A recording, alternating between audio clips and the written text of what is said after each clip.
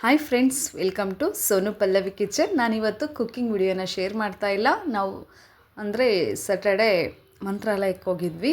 ಆ ವಿಡಿಯೋನ ನಿಮ್ಮ ಜೊತೆ ಶೇರ್ ಮಾಡ್ತಾ ಇದ್ದೀನಿ. ನನಗೆ ತುಂಬ ಖುಷಿ ಅನ್ನಿಸ್ತು, ಮನಸ್ಸಿಗೆ ಸಮಾಧಾನ ಆಯಿತು. ಹಾಗಾಗಿ ನಿಮ್ಮ ಜೊತೆ ಕೂಡ ಶೇರ್ ಮಾಡ್ಕೊತಾ ಇದ್ದೀನಿ. ಮನಸ್ಸಿಗೆ ನೆಮ್ಮದಿ ಬೇಕು ಅಂದರೆ ನಾವು ಮಂತ್ರಾಲಯಕ್ಕೇ ಹೋಗಬೇಕು. ತುಂಬಾ ವಿಶೇಷವಾದಂತಹ ದಿನ ಆಗಿತ್ತು ಅವತ್ತಿನ ದಿನ. ಅಂದರೆ ನಮ್ಮ ಯಜಮಾನ್ರು ಬರ್ತಡೇ ಇತ್ತು. ಹಾಗಾಗಿ ನಾವು ಒಂದಿನ ಮುಂಚೆನೇ ನಾವು ರಾಯರ ಸನ್ನಿಧಾನಕ್ಕೆ ಹೋಗಿ ಆಶೀರ್ವಾದ ತಗೋಬೇಕು ಅಂತೇಳ್ಬಿಟ್ಟು ಹೋಗಿದ್ದು.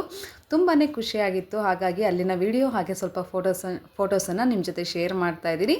ಖಂಡಿತ ನೀವು ಎಂಜಾಯ್ ಮಾಡ್ತೀರಾ ಅಂತ ಅಂದ್ಕೊತೀನಿ.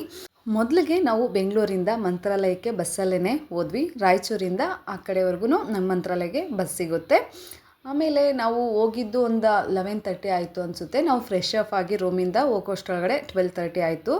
ರಾಯರ ಸನ್ನಿಧಾನಕ್ಕೆ ಹೋಗೋಷ್ಟರಲ್ಲಿ ಆದರೆ ಆಲ್ರೆಡಿ ಕ್ಲೋಸ್ ಆಗೋವಂಥ ಸಮಯ ಆಗಿತ್ತು. ಆದರೆ ನಮಗೆ ನಮ್ಮ ಬಾಸ್ ಕಡೆಯಿಂದ VIP ದರ್ಶನ ಸಿಕ್ತು. ತುಂಬಾ ಖುಷಿ ಆಯಿತು. ನಾವು ಇಷ್ಟು ಕಷ್ಟಪಟ್ಟು ಹೋಗಿದ್ವಲ್ಲ, ಅಂಥದ್ದು ನಮ್ಮ ಭಗವಂತ ನಮಗೆ ಅಷ್ಟು ಬೇಗ ದರ್ಶನ ಕೊಡ್ತಾರೆ ಅಂತ ಅಂದ್ಕೊಂಡಿರಲಿಲ್ಲ. ಕಲಿಯುಗದ ಕಾಮಧೇನು ನಮ್ಮ ರಾಯರನ್ನು ಮನಸ್ಫೂರ್ತಿಯಾಗಿ ನಂಬಿದ್ರೆ ಖಂಡಿತ ಅವರು ನಮ್ಮನ್ನು ಕಾಪಾಡ್ತಾರೆ. ಹಾಗೆ ಯಾವಾಗಲೂ ನಮ್ಮ ಜೊತೆ ಕೂಡ ಇರ್ತಾರೆ. ಅದರಲ್ಲೂ ಇನ್ನೊಂದು ವಿಶೇಷ ಏನಂದರೆ, ನನಗೆ ರಾಯರ ಮೇಲೆ ಹಾಕಿರುವಂತಹ ಹೂವು ಹಾಗೆ ಮಂತ್ರಾಕ್ಷತೆಯನ್ನು ಕೊಟ್ಟರು. ಅದಕ್ಕಿಂತ ಸಂತೋಷದ ವಿಷಯ ಬೇರೆ ಏನೂ ಇಲ್ಲ ನನಗೆ. ಅದರಲ್ಲೂ ನಮ್ಮ ಯಜಮಾನ್ರು ಬರ್ತಡೇಗಿಂತ ಒಂದಿನ ಮುಂಚೆ ಹೋಗಿದ್ದು, ರಾಯರ ಆಶೀರ್ವಾದ ತೊಗೊಂಡಿದ್ದು ತುಂಬಾ ಖುಷಿ ಆಯಿತು. ನಾವು ನಮ್ಮ ಫ್ಯಾಮಿಲಿ ಎಲ್ಲ ಹೋಗಿದ್ದು. ಅಂದರೆ ನಮ್ಮಮ್ಮ, ನನ್ನ ಮಗಳು ಹಾಗೆ ನಮ್ಮ ಯಜಮಾನ್ರು ಹಾಗೆ ನಮ್ಮ ರಿಲೇಷನಲ್ಲಿ ಒಂದಿಬ್ಬರು ಬಂದಿದ್ದರು. ಅಂದರೆ ನಮ್ಮ ಆಂಟಿಯವರು ಬಂದಿದ್ದರು. ತುಂಬಾ ಚೆನ್ನಾಗಿತ್ತು ಫ್ರೆಂಡ್ಸ್. ತುಂಬಾ ಚೆನ್ನಾಗಿ ದರ್ಶನ ಆಯಿತು. ರಾಯರು ನಮಗೆ ಚೆನ್ನಾಗಿ ದರ್ಶನ ಕೊಟ್ಟರು. ಅದೇ ನನಗೆ ತುಂಬ ಖುಷಿಯಾಗಿರೋಂಥ ವಿಷಯ. ನೋಡ್ಬೋದು, ನಾವು ಹೋಗಿರೋ ದಿನ ತುಂಬಾ ರಶ್ ಇತ್ತು. ಆದರೂ ಕೂಡ ನಮಗೆ VIP ದರ್ಶನ ಸಿಕ್ಕಿರೋದ್ರಿಂದ ರಾಯರನ್ನ ಕಣ್ಣು ತುಂಬಿ ನೋಡ್ಕೊಳ್ಳೋಕ್ಕೆ ನಮಗೆ ಅವಕಾಶ ಸಿಕ್ತು. ಖಂಡಿತ ನೀವೆಲ್ಲ ಯಾರೆಲ್ಲ ರಾಯರ ಭಕ್ತರಿದ್ದೀರಾ ಅವರೆಲ್ಲ ನನಗೆ ಕಮೆಂಟ್ ಮಾಡಿ. ಇಷ್ಟು ನೋಡಿ ಕ್ಯೂ ಇತ್ತು ಅಂತಂದರೆ ಎಲ್ಲ ಸ್ಟೇರ್ ಕೇಸ್ ಎಳೆದ್ಬಿಟ್ಟು ಒಳಗಡೆ ಹೋಗಬೇಕಿತ್ತು. ಆದರೆ ನಮಗೆ VIP ದರ್ಶನ ಇರೋದ್ರಿಂದ 5 ನಿಮಿಷದಲ್ಲಿ ನಾವು ಕೂಡ ವೆಯ್ಟ್ ಮಾಡಲಿಲ್ಲ. ಅಷ್ಟು ಈಸಿಯಾಗಿ ಒಳಗಡೆ ಹೋಗಿ ರಾಯರನ್ನು ಒಂದು 5 ನಿಮಿಷ ಕಣ್ಣು ತುಂಬ ನೋಡಲಿಕ್ಕೆ ನಮಗೆ ಸಮಯ ಸಿಕ್ತು. ಖಂಡಿತವಾಗ್ಲೂ ತುಂಬಾ ಖುಷಿಯಾಗಿರೋಂಥ ವಿಷಯ. ನೀವು ಕೂಡ ಮಂತ್ರಾಲಯಕ್ಕೆ ಹೋಗಿದ್ರೆ ಖಂಡಿತ ನನಗೆ ಕಮೆಂಟ್ ಸೆಕ್ಷನಲ್ಲಿ ತಿಳಿಸಿ. ಹಾಗೆ ನಮಗೆ ಅನ್ನಪ್ರಸಾದ ಕೂಡ ಸಿಕ್ತು. ತುಂಬಾ ರುಚಿಯಾಗಿತ್ತು. ಇದು ಕೂಡ VIPನಲ್ಲೇ ನಮಗೆ ಊಟ ಬೇಗ ಸುಲಭವಾಗಿ ಸಿಕ್ತು ಅಂತಲೇ ಹೇಳ್ಬೋದು. ಅನ್ನ ಪ್ರಸಾದ ತಿಂದಿದ್ದಂತೂ ತುಂಬಾ ರುಚಿಯಾಗಿತ್ತು.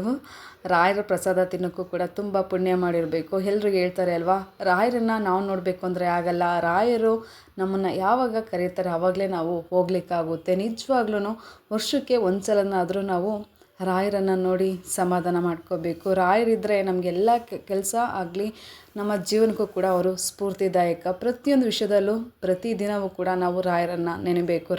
ಅನ್ನ ಪ್ರಸಾದಕ್ಕೂ ಕೂಡ ತುಂಬಾ ರಶ್ ಇತ್ತು. ತುಂಬ ಜನಗಳು ರಾಯರನ್ನು ನಂಬೋದ್ರಿಂದ ತುಂಬ ಜನ ಕ್ಯೂ ಹೊರ್ಗಡೆಯಿಂದ ಹೋಗಬೇಕಿತ್ತು. ಆದರೆ ನಮಗೆ ಇಷ್ಟು ಈಸಿಯಾಗಿ ನಮಗೆ ದರ್ಶನ ಕೊಡ್ತಾರೆ ರಾಯರು. ಹಾಗೆ ಅವರ ಪ್ರಸಾದವನ್ನು ನಮಗೆ ಇಷ್ಟು ಈಸಿಯಾಗಿ ಕೊಡ್ತಾರೆ ಅಂತ ಅಂದ್ಕೊಂಡಿರಲಿಲ್ಲ. ನಾವು ಹೋದಾಗ ಆಲ್ರೆಡಿ 11:30 ಆಗಿತ್ತು. ನಾವು ಫ್ರೆಶ್ ಅಪ್ ಆಗಿ ಹೋಗೋಷ್ಟರೊಳಗೆ 12:30 ಆಲ್ರೆಡಿ ಕ್ಲೋಸಿಂಗ್ ಟೈಮ್ ಆಗಿತ್ತು. ಆದರೆ ಭಗವಂತ ನಾವಿಷ್ಟು ದೂರ ಬಂದಿದ್ದೀವಿ ಅಂತೇಳ್ಬಿಟ್ಟು ನಮಗೆ ತುಂಬಾ ಮನಸ್ಫೂರ್ತಿಯಾಗಿ ನಮಗೆ ದರ್ಶನ ಸಿಕ್ತು. ರಾಘವೇಂದ್ರ ಸ್ವಾಮಿಗಳದ್ದು ಕಲಿಯುಗದ ಕಾಮಧೇನು ಅಂತಲೇ ಹೇಳ್ಬೋದು.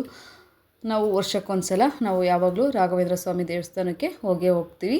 ಹಾಗೆ ಪಕ್ಕದಲ್ಲಿ ಒಂದು ಕನ್ವೆನ್ಷನ್ ಹಾಲ್ ಇತ್ತು. ಅಲ್ಲಿ ಒಂದು ಮದುವೆ ನಡೀತಾ ಇತ್ತು. ಸ್ವಲ್ಪ ನಾವು ಅಲ್ಲಿ ಫೋಟೋಸು ಹಾಗೆ ವೀಡಿಯೋಸನ್ನು ತೊಗೊಂಡು ಮನಸ್ಸಿಗೆ ಸ್ವಲ್ಪ ಸಮಾಧಾನ ಆಯಿತು. ರಾಯರ ಸನ್ನಿಧಾನದಲ್ಲಿ ಮದುವೆ ನಡೀತಿರೋದ್ರಿಂದ ಅವರಿಗೆ ತುಂಬಾ ಒಳ್ಳೇದು ಮಾಡ್ತಾರೆ ಭಗವಂತ. ಯಾರೆಲ್ಲ ರಾಘವೇಂದ್ರ ಸ್ವಾಮಿ ಸನ್ನಿಧಾನಕ್ಕೆ ಅಂದರೆ ಮಂತ್ರಾಲಯಕ್ಕೆ ಹೋಗಬೇಕು ಅಂತಿದ್ದೀರಾ ಅವರಿಗೆಲ್ಲ ದೇವರು ಒಳ್ಳೇದು ಮಾಡಲಿ. ಹಾಗೆ ಯಾರೆಲ್ಲ ರಾಯರ ಭಕ್ತರಿದ್ದೀರಾ ನಿಮಗೂ ಕೂಡ ಎಲ್ಲರೂ ಒಳ್ಳೆಯದಾಗಲಿ ಅಂತ ಭಾವಿಸ್ತೀನಿ. ಹಾಗೆ ನಾವು ರಾಯರ ಮಠದಿಂದ ಪ್ರಸಾದ ಎಲ್ಲ ತೊಗೊಂಡು ಬಂದು ನಾವು ಅಷ್ಟು ರಾಯರನ್ನು ನೋಡೋಕ್ಕೆ ನಮಗೆ ಕಾರಣ ಆಗಿರೋಂಥ ನಮ್ಮ ಬಾಸ್ಗಾಗಲಿ ನಮ್ಮ ಫ್ಯಾಮಿಲಿಯವ್ರಿಗಾಗಲಿ ಎಲ್ರಿಗೂ ಕೂಡ ಪ್ರಸಾದವನ್ನು ಕೊಟ್ಬಿಟ್ಟು ಮನಸ್ಫೂರ್ತಿಯಾಗಿ ಖುಷಿಯಾಗಿ ಇದ್ದೀವಿ. ತುಂಬಾ ಖುಷಿ ಆಯಿತು. ಹಾಗೆ ಬರುವಾಗ ನಾವು ಕೈಗಲ್ಲೆಲ್ಲ ಮೆಹಂದಿ ಹಾಕ್ತಾರೆ ನೋಡ್ಬೋದು. ಅದನ್ನು ನಾನು ಕೈಗೆ ಹಾಕ್ಸ್ಕೊಂಡಿದ್ದು ರಾಯರನ್ನಂತೂ ತುಂಬಾ ಖುಷಿ ಆಯಿತು.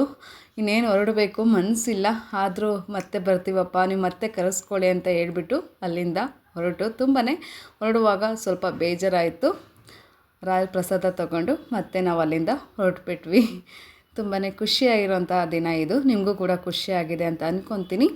ಮತ್ತೆ ಒಂದು ಹೊಸ ವಿಡಿಯೋದಲ್ಲಿ ಸಿಗೋಣ ಫ್ರೆಂಡ್ಸ್. ಅಲ್ಲಿವರೆಗೂ ಕೂಡ ಎಲ್ರಿಗೂ ಕೂಡ ಧನ್ಯವಾದಗಳು. ಯಾರೆಲ್ಲ ರಾಘವೇಂದ್ರ ಸ್ವಾಮಿ ಭಕ್ತಾದಿಗಳಿದ್ದೀರಾ ಅವರೆಲ್ಲ ಕಮೆಂಟ್ ಮಾಡೋದನ್ನು ಮರಿಬೇಡಿ. ಎಲ್ರಿಗೂ ನಮ್ಮ ರಾಘವೇಂದ್ರ ಸ್ವಾಮಿ ಹಾಗೆ ನೀವು ಪೂಜೆ ಮಾಡುವಂಥ ರಾಘವೇಂದ್ರ ಸ್ವಾಮಿ ಎಲ್ರಿಗೂ ಒಳ್ಳೇದು ಮಾಡಲಿ. Thank you.